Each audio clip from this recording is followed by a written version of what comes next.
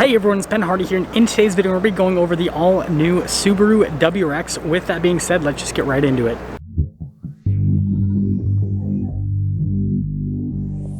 Let's go over the new Subaru WRX. So I'm showing two different WRXs. One of them has the manual transmission, one of them has the automatic, and they both have different interiors as well. You guys can see the hood scoop. Quickly go over the powertrain though.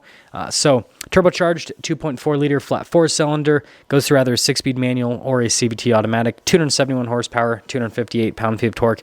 So not really a whole lot more powerful compared to the previous version. It's like 3 more horsepower. But you guys can see here all the elements on the front end. I notice most everything is darker in coloration, which doesn't really stand out again with this car because this car's in gray. But, you know, has a sporty look overall, including the hood scoop. Now, this is something that's been controversial, is the little fender flares. Again, they don't pop out too much on the gray. And so if you basically don't want to have to be too worried about them, then just get it in the car in like a darker color like this, and they won't really stand out too much. Now it's got the body painted mirrors, and I can say seeing it in person, it definitely doesn't look as bad as the pictures. But I will say that it doesn't really scream sporty car to me. It kind of screams more like, which some of you might like off-road rally type car, basically. So maybe that's kind of what Subaru is going for, right? Because that's what, you know, they're used for ultimately in like the race series, is it's a rally car. And so I think maybe that's why they're adding like the plastic cladding and all that kind of stuff to make it so it's more, you know, off-road trail ready, basically. But anyways, you can see here at the interior, really nice with the door panel, and then got all of the carbon fiber trim there at the top. And then you can see the seats, really nice actually. So you've got the stitching through, and then you've got the inserts there in the center. And I think Subaru did a good job with the design on the seats. They look really good, and they also feel nice as well. And then you can see here the storage space, a couple of USBs, that, you know, pretty normal stuff there for rear passengers. And then popping here to the front door panel, you can see again, really nice with the material use again, which I think is great. And then again, the carbon fiber trim up above. You can see a quick look at the mirrors right there, all the window controls just down below, and the speakers for the sound system. And then you can see here with the front seats, this one has the Recaros. Now, this is something that's been kind of controversial, is the fact that you can only get the Recaros with the automatic because it's part of like the GT package, and then also it gives you the adaptive suspension. So I can see why people might be frustrated by that because you can't get that stuff with the manual. But once you guys see the interior on the manual transmission car, I don't think that you'll be as disappointed. The only disappointment is not being able to get the adaptive suspension with the manual car. I think you can see all the elements on the steering wheel, like your steering wheel controls, all that normal stuff. Stitching, the contrast stitching, I think looks really good. And then you can see the gauge cluster, half analog, half screen. And you have the new, very large infotainment system there in the center. And then you guys can see the automatic transmission, which the shifter itself I think looks pretty decent. And overall, I like the use of materials there in the interior. And I think it's, you know, for the price point this car is at and for the type of car it is, I think it's actually got a pretty nice interior. And then you can see a little sunroof as well. But yeah, that's a quick look at the gray car that's an automatic, that's the GT package, right? The loaded up WRX, which is like, by the way, it's over like $40,000 if you're wondering. Now this one's the manual transmission car, finished in orange.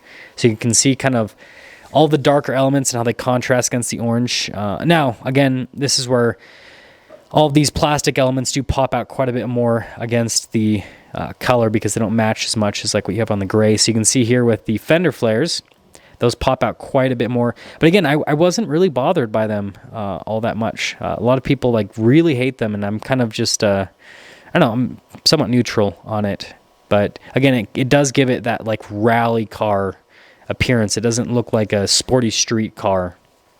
And you can see here with the rear, I think the elements look better with the orange here in the back because, again, there's just a little bit more contrast. Got the exhaust tips popping out there on the bottom, which looks super aggressive, obviously quad exhaust tips, and it's kind of like a signature WRX thing. Now, popping to the interior, this is where I said, like, I don't think there's like a huge deficit, right? You can see the door panel looks just as nice.